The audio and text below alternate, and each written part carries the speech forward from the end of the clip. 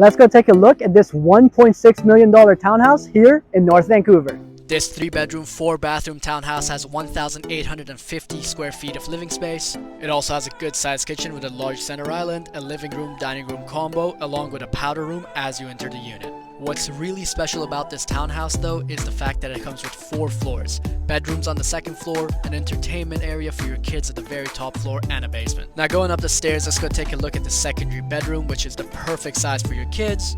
Now let's take a step back and check out the master bedroom. As you can see, this bedroom is massive. It comes with a king-size bed sitting in the corner, along with a 3-piece ensuite bathroom that comes with high-end white finishings. Finally, on this floor, let's go back to the hallway so I can show you the other 3-piece bathroom that has the same finishings as the ensuite. We didn't get to shoot the basement in this video, but take my word for it, there's another bedroom, bathroom, and a ton of storage down there.